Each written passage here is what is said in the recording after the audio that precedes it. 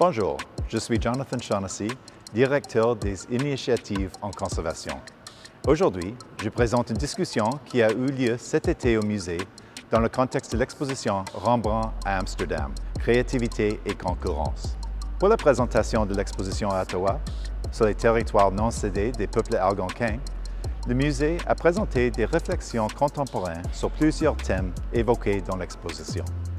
L'échange et le commerce, les liens entre les Autochtones et les Pays-Bas dans l'historique du Canada et aussi le sujet de l'esclavage. Nous avons invité les voix artistiques contemporaines de participer dans notre dialogue avec Rembrandt. Parmi eux était la voix de l'artiste congolaise canadienne basée à Montréal, Marija Kitenge Banza. Dans les mondes de la sculpture, peinture et du dessin que crée Banza, des réalités historiques et contemporaines fusionnent à travers des actes délibérés qui confondent, selon lui, intentionnellement réalité et fiction afin de perturber les récits hégémoniques et de créer des espaces où le discours marginal peut exister. Alors, nous avons invité Marija de venir discuter de son œuvre dans le contexte de Rembrandt à Amsterdam. Nous espérons que vous apprécierez autant que nous notre conversation avec l'artiste.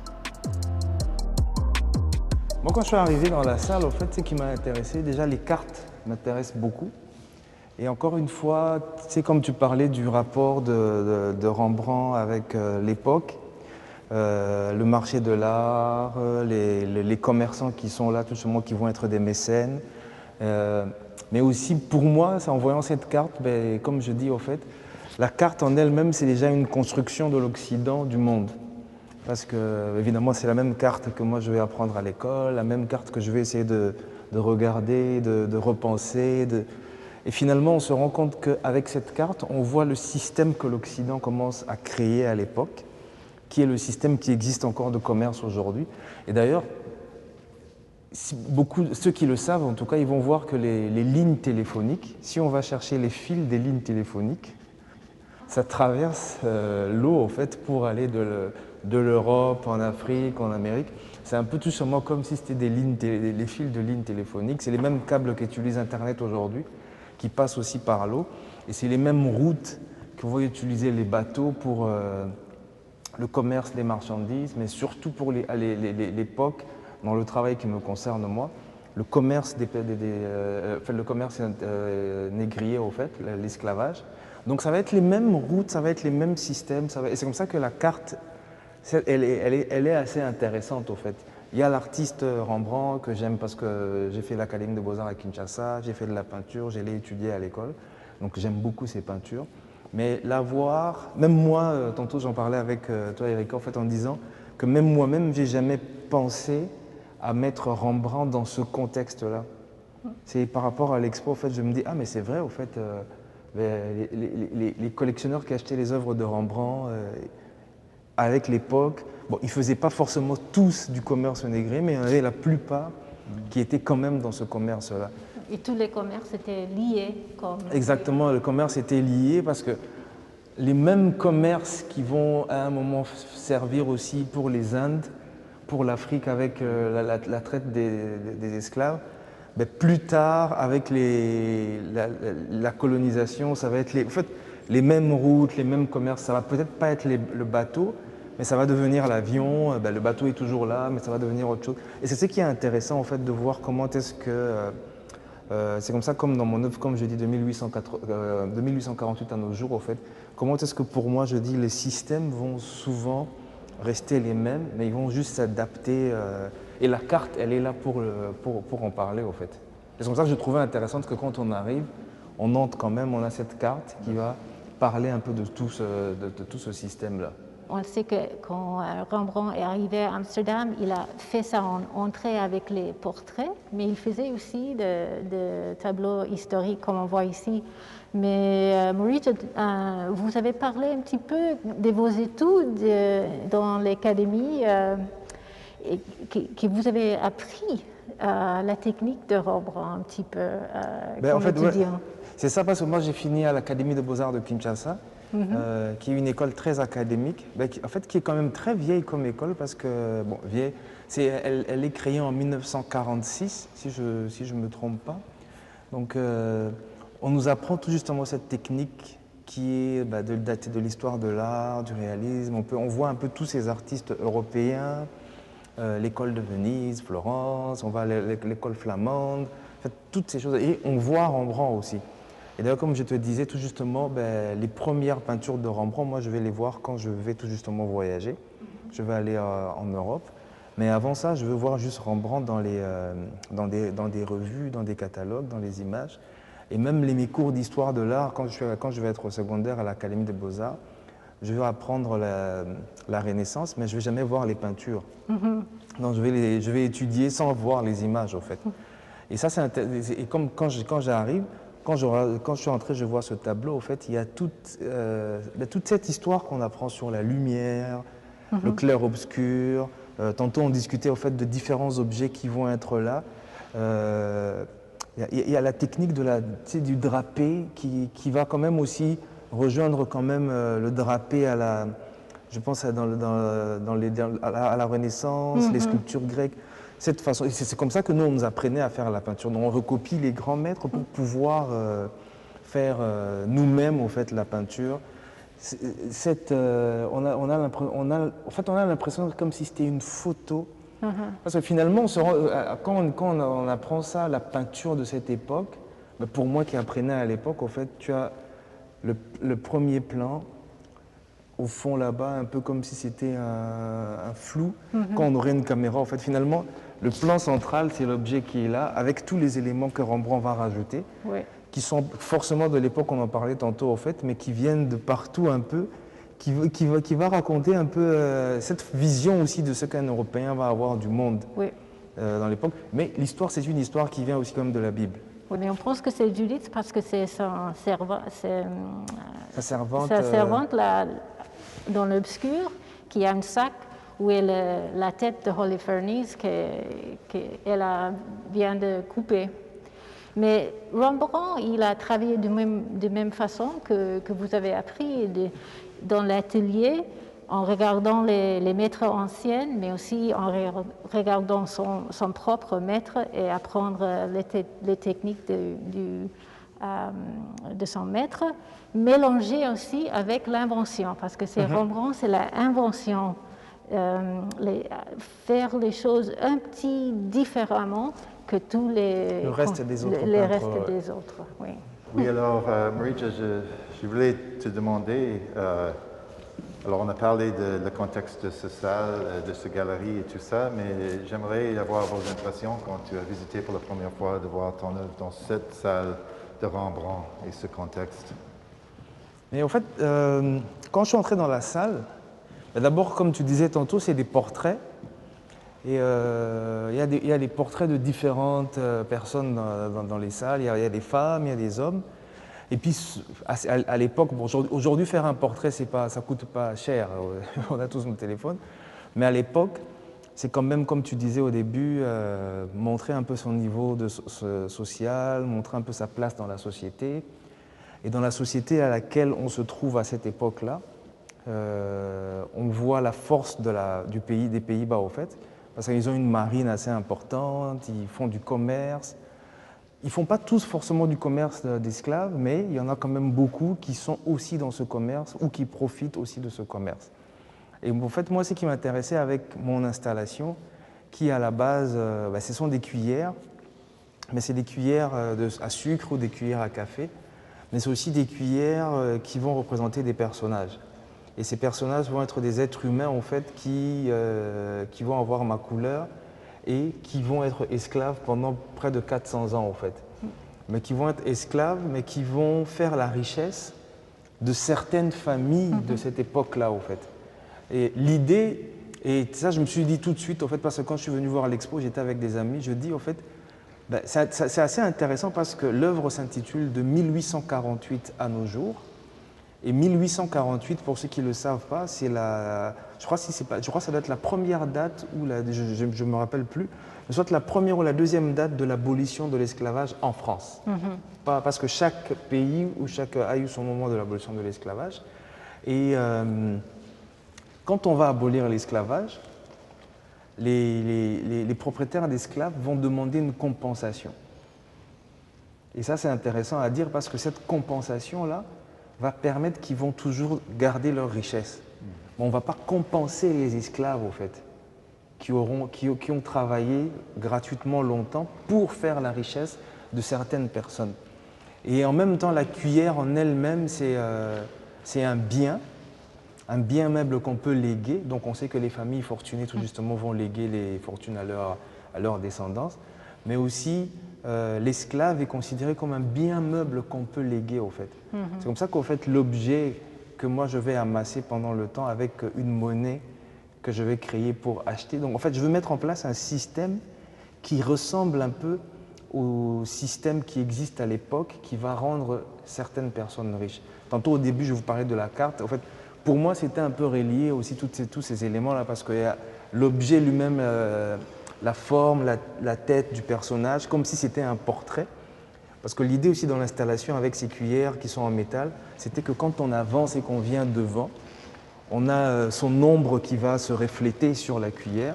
Et finalement, on avait comme un autoportrait de soi, en fait. Donc c'était assez intéressant d'avoir ça dans cette salle avec des portraits des personnes qui sont d'une certaine classe. Oui. Mais cela ne veut pas dire que j'accuse ces personnes-là en disant qu'ils sont... C'est pas ça l'idée, en fait.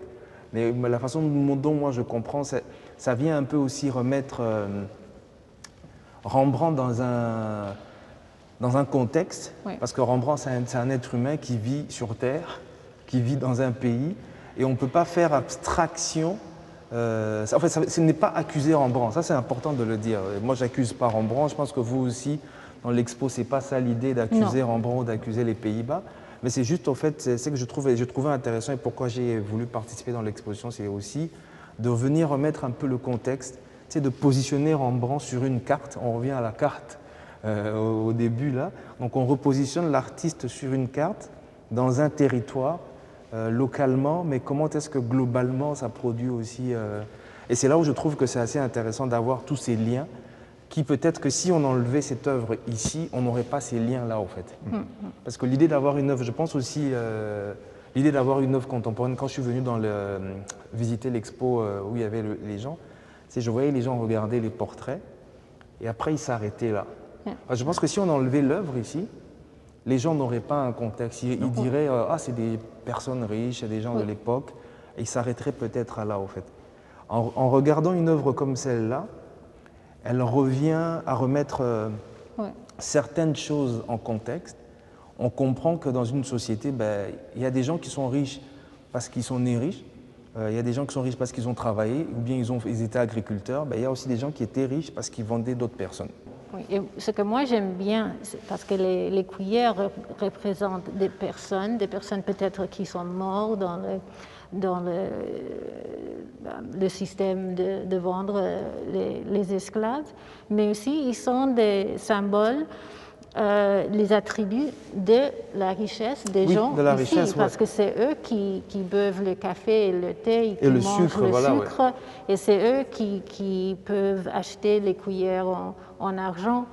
D'ailleurs, on retrouve certaines cuillères en argent, en fait, oui. À l'intérieur, il y a certaines cuillères en argent. Et l'argent vient de l'Amérique du Sud, là, normalement, alors c'est une autre entreprise de l'époque.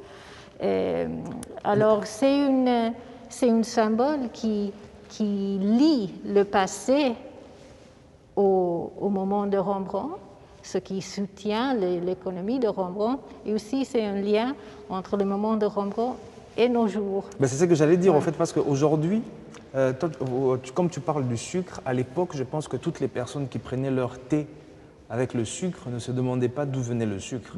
Non.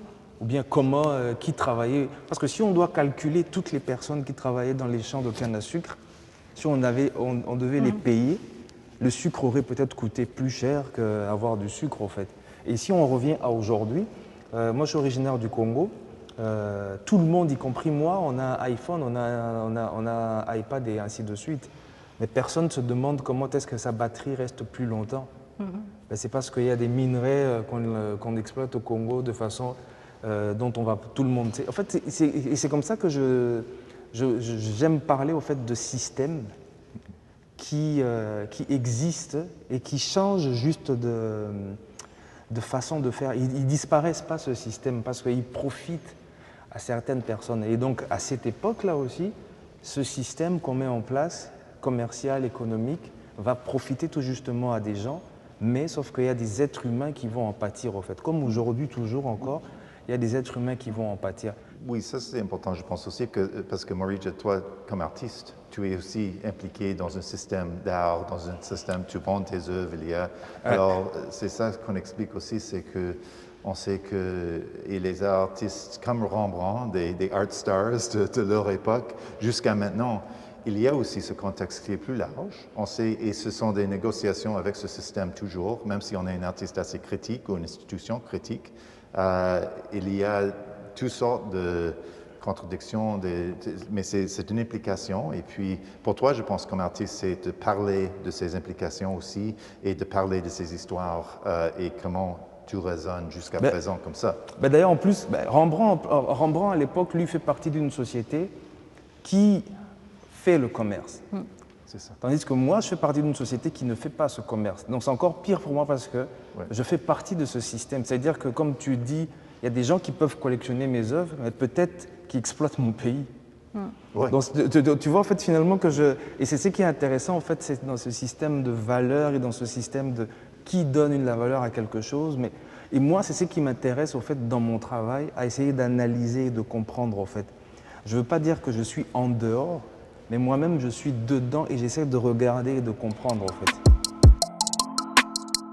On arrive ici à la deuxième œuvre que tu as fait dans cette expo. Et puis, c'est lié évidemment à les cuillères qu'on a vu, la sculpture avant. Déjà, c'est la première fois que je la présente séparément. Ah oui, ok. Oui. Mes œuvres, à la base, les installations plus, je les construis de façon assez que... C'est comme si je mettais comme les poupées russes. Tu sais, ça veut dire qu'elles peuvent exister toutes seules ou elles peuvent exister ensemble. Mais là, c'est la première fois parce que d'habitude, on a souvent l'installation qu'on vient de voir, les cuillères, et puis le dessin à côté. Et des fois, vraiment, si je veux aller plus loin, je mets un début de comment est-ce que j'ai construit l'installation, en fait, avec les billets de banque et ainsi de suite.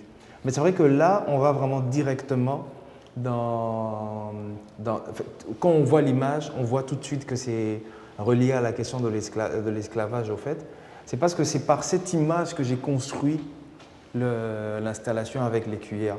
La première fois que je vois cette image, je la vois par hasard parce que je suis allé à la bibliothèque. Je cherchais sur l'iconographie, je crois que c'était l'iconographie religieuse, et j'ai tapé iconographie dans la banque, et cette image est sortie en premier. Et au fait, en voyant cette image, ça me rappelait une autre image, parce que j'ai l'habitude de garder souvent beaucoup d'images pour plus tard m'en servir et de construire. Et quand je suis allé voir dans ma banque de données d'images, au fait, c'était des photos. À l'époque, j'étais gardien dans une salle d'expo, un centre d'art en France. Et au fait, il y avait le serveur, parce qu'en bas, c'était un restaurant. Moi, j'étais au premier étage, je prenais souvent des photos du serveur qui déposait les cuillères sur les sous-tasses. Et quand j'ai sorti cette image que j'ai mis à côté, en fait, je me suis vu en fait, en disant, mais en fait, formellement, les personnages qu'il y avait sur le bateau, le plan du bateau, en fait, me rappelaient des cuillères. En fait, ce n'était pas des cuillères, c'était des personnes. Et j'ai fait le lien en disant, mais ça faisait longtemps que je voulais faire une installation sur les questions de monnaie, de système d'échange, de valeurs, sur le système financier, en regardant un peu plus mon rapport avec le FMI, la Banque mondiale, comment est-ce que ces institutions-là, pour moi, ce sont des institutions qui ne permettent pas à mon pays d'origine, le Congo, l'Afrique, à évoluer. Bon, d'autres personnes diront le contraire. Mais pour moi, en tout cas, elles ne permettent pas, au fait. Et je voulais tout justement, avec ce système que je considérais ressembler au système qui existait tout justement avant à l'époque de l'esclavage, j'ai commencé, je cherchais des liens en fait. Et avec ce plan de bateau négrier, je trouvais que tout justement, ça me permettait de partir de cette histoire.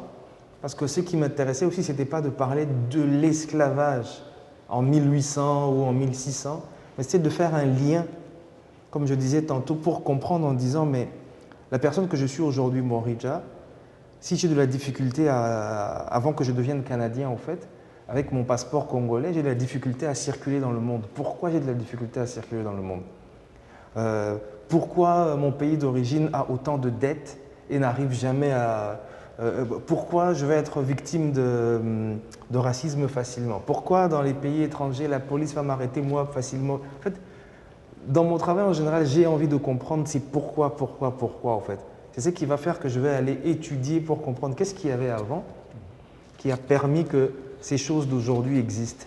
Et pour moi, je trouve que l'histoire de l'esclavage, l'histoire de la colonisation, l'histoire de décolonisation aussi, ça a à voir avec tout ce qu'on... En fait, toutes les histoires, c'est pas... Ça, c'est pour mes questions à moi, mais dans chaque société, ce qu'on vit aujourd'hui, il y a toujours un lien avec ce qui s'est passé avant. Et en fait, c'est pour ça aussi cette œuvre elle est importante pour moi, parce que c'est vraiment une réflexion. C'est d'abord pour moi que j'ai fait l'œuvre, pour essayer de comprendre qui je suis, dans quel territoire je vis. Et encore une fois, on revient à la carte, parce que c'est comme ça que la carte, pour moi, elle est très importante dans mon travail, dans ma construction, parce qu'avec la carte, je comprends le territoire, les enjeux de politique, de pouvoir qu'il y a dans ce territoire, comment ces enjeux influent sur moi. Moi, j'avais 2 volets dans ce travail, que je veux peut-être dire ici. C'est parce qu'on a l'impression, c'est comme si, avec les cuillères qui sont là-bas, je les sors du dessin, au fait. Donc, l'argent que j'invente pour acheter les cuillères, qui me sert d'installation, je veux parler du système économique, mais le deuxième volet, c'est un peu plus comme émotionnel, un peu poétique et personnel, où je me dis, mais comme j'ai inventé une monnaie qui me permet d'acheter des cuillères qui représentent des personnes, donc je vais essayer de racheter ces personnes qui ont été vendues ou des personnes qui ont été arrachées à leur terre. Mais c'est juste poétique ou bien dans ma pensée, mais dans la réalité, même si j'étais multimillionnaire, je ne peux pas racheter cette partie de l'histoire, en fait. Les âmes. Ouais, je ne pourrais jamais le racheter, en fait. C'est-à-dire que même si j'avais beaucoup d'argent, je ne peux jamais racheter. Et c'est ce qui est aussi d'essayer de faire comprendre avec mon travail que parler de l'histoire, parler du passé, c'est important. Mais l'idée pour moi, ce n'est pas d'en parler avec une colère, ou bien ce n'est pas d'excuser non plus, ou je ne suis pas dans l'idée du pardonner non plus, mais en fait, c'est d'essayer de comprendre. Tu sais, on a ce nouveau mot, c'est le mot algonquin, Nkosi, c'est vraiment, ça nous guide au musée maintenant, tout est relié en français, everything is connected. Et on peut penser comme ça, c'est très bien, tout est relié, mais aussi on peut dire qu'il y a des liens qui sont malheureux, qui sont une fait de l'histoire qui est vraiment horrifique, violent, mais en fait, c'est toujours lié comme ça. Et ça, c'est un peu l'autre côté de cette expression, que tout est lié. On peut voir ça ici, parce que, oui, mais tu décris tellement bien comme ça, Morija. Alors oui. Merci. Et de réfléchir un petit peu comment les systèmes existaient dans le passé, comment ils existent toujours. Aujourd'hui, oui. Et notre endroit dans le monde où nous sommes, comme tout le monde est lié avec tous les systèmes plutôt invisibles, mais qui sont là.